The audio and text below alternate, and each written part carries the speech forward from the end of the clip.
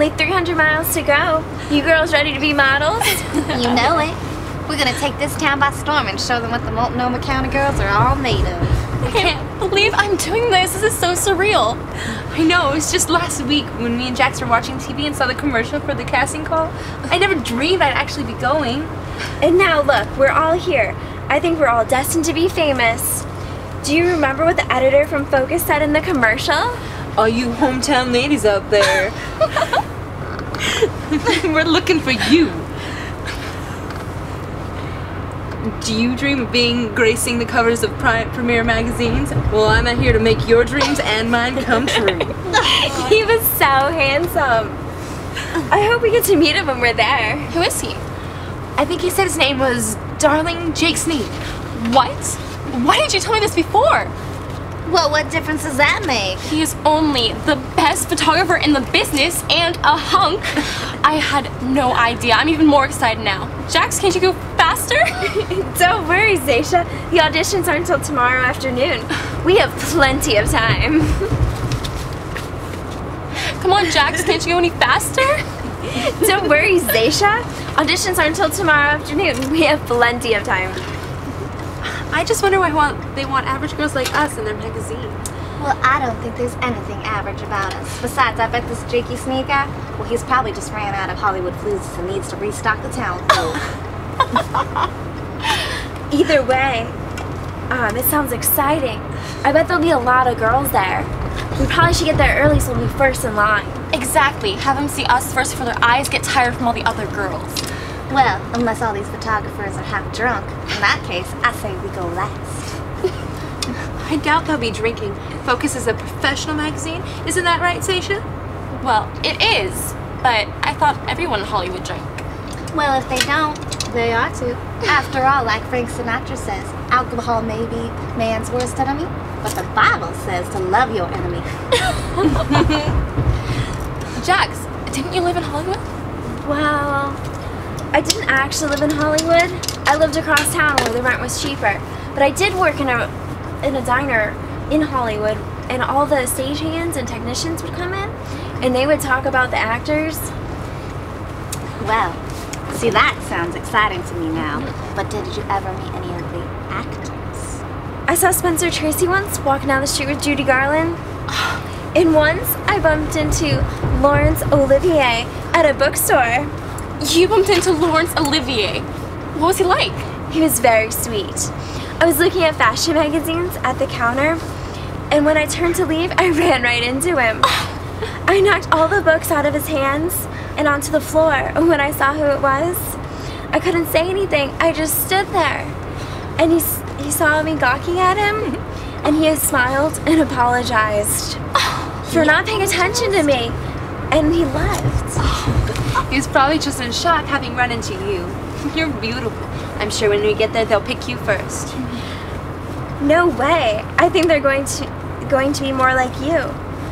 And I auditioned for hundreds of parts when I was in Hollywood, and I never got a single part. I am not sure if I'm cut out for this anymore. Besides, I have too many wrinkles around my eyes from trying to deal with all of the callback lists. You're selling yourself short. I've seen you act, and I've seen the way men look at you when we're out together. You're being too hard on yourself. Besides, you would have put this trip together if you didn't think there was at least some chance. I agree with Ruby. Last time you came into the Blue Duck, I thought I'd have to take my top off to get the men's eyes back on me. Thanks, girls. I guess after all the rejection in Hollywood and having to move back home, I was feeling maybe I wasn't cut out to be an actress. Well, when I went and saw the commercial on TV, I felt like this was maybe my chance. Jax, don't forget you were the only one that actually got out of this town. You were the only one brave enough to make a go of it on your own. I mean, you moved to Hollywood, California, by yourself without knowing anyone. I think that's pretty brave. Thanks. I'm glad you girls are with me. I couldn't have done it without you. Yeah. But now tell me about those clubs in Hollywood. Did you ever hang out in those? I didn't have much extra money, and to get into the nicer clubs, you have to know someone. But I did go to the Hollywood Tailspin a few times, and I know the bouncer at the front door. And when he came in for the diner at lunch, he kind of had a crush on me. Well, what was it like? The club, I mean. It was so glamorous. All the ladies were wearing amazing dresses, and the men, well, let's just say, I thought I was going to swoon when I walked out the front door. It sounds just like the movies. It was. Everyone was drinking champagne and fancy cocktails and dancing. I think that the ladies went there. Someone told me it was the swingin'est club in Hollywood, and I believe them. I didn't dance much, but it was nice to watch. Well, that sounds pretty darn great.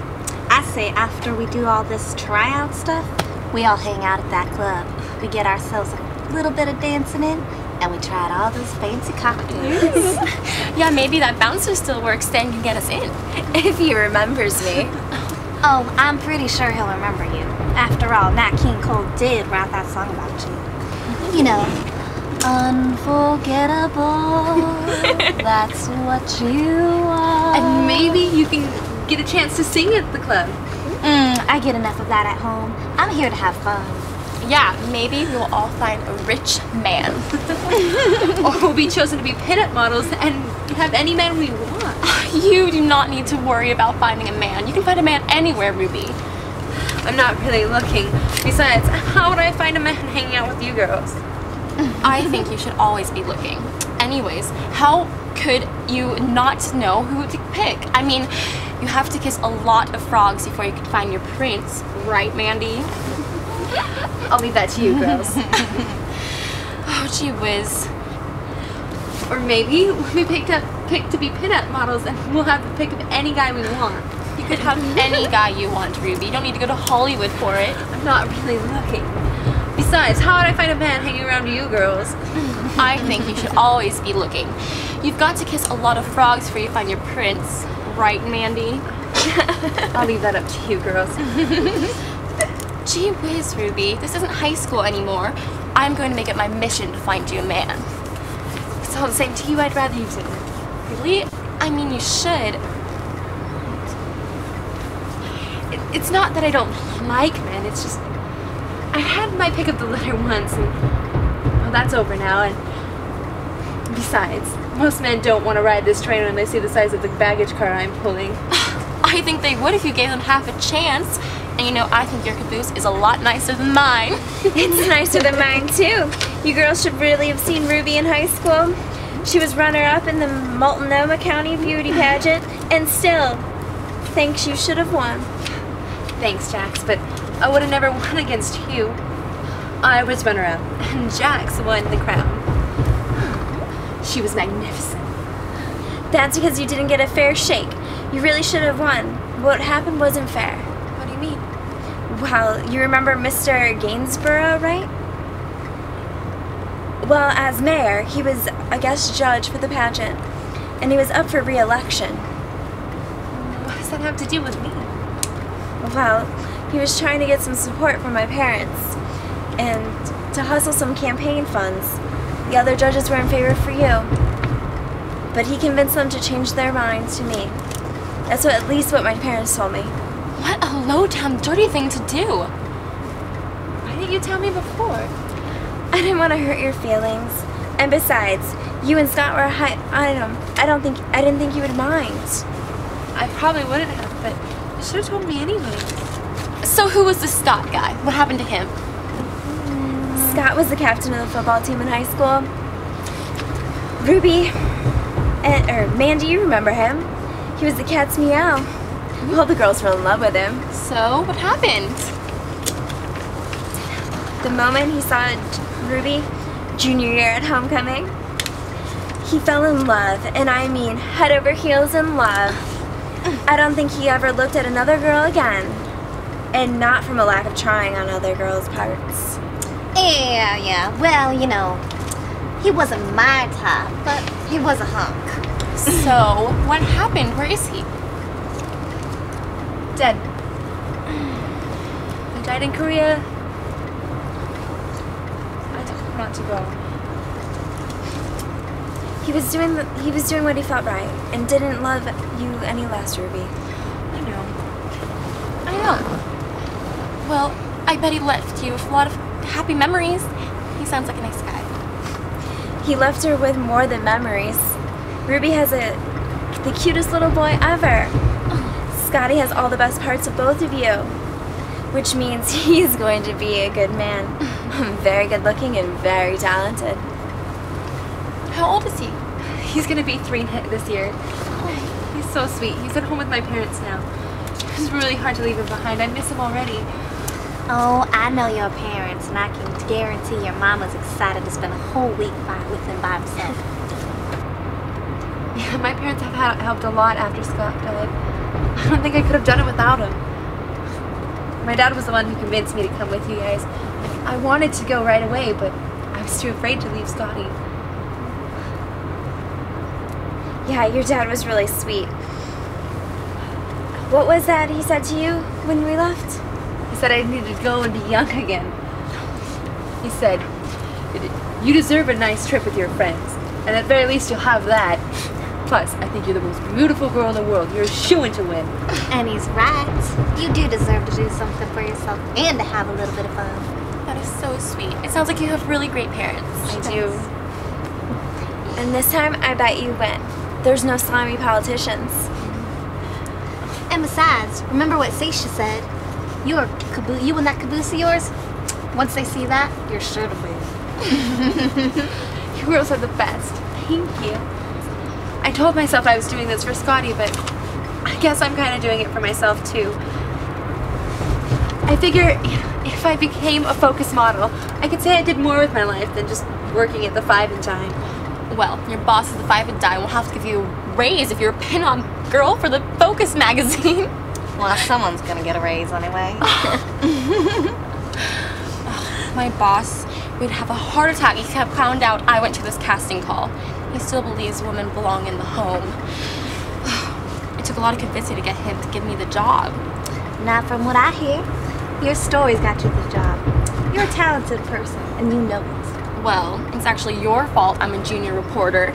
I never would have done anything if she didn't make me take photos of her and her friends in high school. Well, do you remember that time we did go to the mill? You see, girls, this one time, you know, I asked her to take me to the back of this old mill. It was an abandoned mill. And you see, I was wearing nothing but my underwear and my nightie. And then I heard this scream. And I was just terrified. I thought someone was going to see me, maybe a ghost or something, one of those old mill workers. So I just ran right out in the street. And it wasn't until I got there that I realized I was definitely going to be noticed. Oh, it was so embarrassing. I was spooked at first too, until I realized it was some stray cat in the mill. It was this old little tabby cat in heat. I actually fell over in laughter. By the time I found Mandy huddled up behind a bush, I was roaring in tears streaked down my face because of laughing. I wasn't very amused. You know, I still have the pictures from that night. I got a great shot of her running out of the mill with her nightie behind her. You know, if I showed those to the auditions, they are guaranteed to make her a pinup girl. You would not dare. Do you like writing for the magazine? I love it. Now that I've been there for a few years, I can't imagine doing anything else. Well, maybe being a pinup girl or something like that. I'm sure they'll love you. You're not only beautiful, but talented too. And you know exactly what they're looking for since you're a photographer. Yeah, Seisha, you have a leg up. Tell us what we should do. How can we be more photogenic? Well, I think you're all gorgeous. I can't improve on perfection. Come on, tell us some tips. Okay, for starters, you have to have confidence. If you're confident, it will put the photographer at ease and your pictures will come out beautifully. Okay, confident. Check. Oh, and also use your eyes. Make your eyes expressive. Nothing says smiling like smiling eyes. And think happy thoughts. This will make your smile pretty and genuine, and you'll be a lot less nervous. Okay, smiling and happy thoughts. What else? Well, don't hold your breath. How come? Well, it makes you look tense like you're suffocating. And focus on your posture. Keep your head tilted slightly up. It keeps you looking like you don't have a double chin. Yeah. You're gonna have to keep your tongue on the top of your mouth. I've learned that trick the hard way. Like this. Exactly. Uh-huh. That's That's a good tip. Oh, the camera is usually a little below your eye level, so you want to look a little bit higher, just so you can see those bright, smiling eyes. Wow, that's a lot. Smiling eyes, breathe. Good posture. Look above the camera and happy thoughts. Yes. Be confident. And don't break wind. Oh, the most important thing is to have fun. If you don't remember any of these things, just be natural and be yourself. You girls are so beautiful. I don't think you'll have any problems.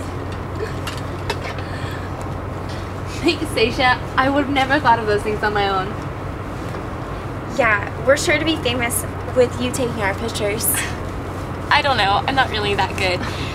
Besides, I'm always the one taking the pictures, and sometimes I feel like I'm just recording the world and not me. You know, I don't even have one picture of myself. Well, do you have your camera with you? I could take a picture for you. Okay, yeah. Don't forget to be confident. And those smiling eyes.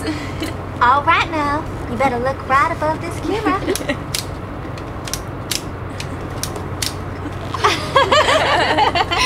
Thanks, Mandy. I'm sure those pictures will turn out great. I am definitely ready to get on the other side of the camera now. Oh, you're natural. You're gonna be great. And besides, your caboose ain't half bad either. So, ladies, who's ready for a drink? Not me. I've never had alcohol before. I will. First. Jax? No thanks. I'd actually like us to get us to Hollywood. Well, more for me. Do you drink often, Mandy? I have a few before the show every night. And then, you know, after I sing, I've got a few men waiting to give me some drinks. It's kind of one of the perks of my show. Do you like singing at Blue Deck? Don't you ever want to do something else? I'm happy for now. Besides, when it stops being fun, I guess I'll go do something else. Maybe one day I'll meet myself a nice, handsome man, and we can go live on room service for the rest of my life. Don't you want to have a family and kids? I just want to have fun. I'm not saying that family can't be fun, but it's not really for me. See, I figure I'll just keep singing the Blue Duck until it's no longer fun. Then I'll go find something else to do. You know, I just don't want to look back in my life and think, when I'm old and gray, that I just didn't do anything with my life, that it was all a bunch of hard work. I just want to die happy, having lots of fun. Memories of dancing, singing, you know, cocktails, and men. Lots and lots of men. Anyone in particular that would grace those memories, Mandy? No one in particular at the moment, but I might settle down if I meet the right man. Someone who's like, you know, a little loaded.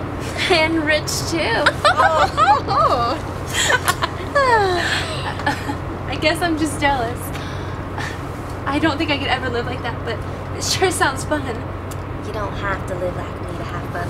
You just gotta decide one day that you're gonna have fun, no matter what you're doing. It's that easy, ain't it right, Seisha? Right. Maybe I will have one little drink. Atta go, Ruby. Now take it easy. The first time's always a doozy.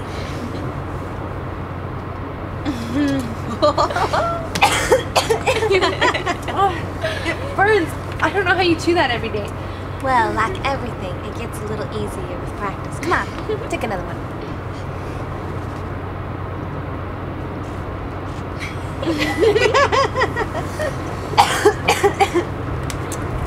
I guess so. Are you nervous about the audition, Mandy? Not at all. I don't even care if I get picked as a pinup model. I'm only in this for the adventure. Besides, it seemed like a good excuse to get out of town. Don't let her fool you, Ruby. She wants to be a model just as much as we do. I don't know. Ever since I've known her, she's been like this. I don't see her changing anytime soon. Exactly. Only 200 miles to go. So, Seisha, you ever thought about being a big-time writer in Hollywood? Or any other big city of that matter? No. I don't know. Why? I was just thinking, you know, you could make a lot more money if you left Multnomah County. I don't know. I want to get a few more years experience first. I feel pretty lucky that I got the spot in the newspaper back home. I don't know. Maybe someday I'll think about moving to the city. Oh, but you have so much experience writing for the newspaper. Come on, have you done any editing? A little back in high school. Why do you ask? You know, I was just thinking, what if, when we get back from home, what if we made our own pinup magazine? That's a great idea. Mm-hmm. I don't know. It takes a lot of money to start a magazine. Well, then we go find some. I gave my parents Salona some. See, Seisha, easy as that. And with Jack's experience with auditions, she can find our talent. Maybe, but remember, I never got a part. But you still know all about the process. And just because the directors you auditioned for were blind doesn't mean he'll be. And I can handle public relations. You do have a lot of experience relating to the public. What did I do? You keep the books for Mr. Jacobs at the 5 and Dime, right? Well, maybe you could be the bookkeeper and secretary and keep us organized. I would love that. Well, since we're all going to star in our own magazine, there's no need to find talent at first. And, well, down the road when we get rich and famous, then we can find some talent of our own. But they can't be better looking than us. Goodness, we can't be outshined by the hell. So what should we call it? I got it. The Pinup Express. I think we need something a little bit more refined. How about the Dollhouse? Oh, that's pretty refined right there. Why don't we call it Pin? It's simple, elegant, a clever play on words. I like it. I love it, Ruby. Yeah, not bad at all. So we got a name, we got the models, we have all of our jobs. I say let's do it. And when we get back, we just started. Here's a toast to Pinned.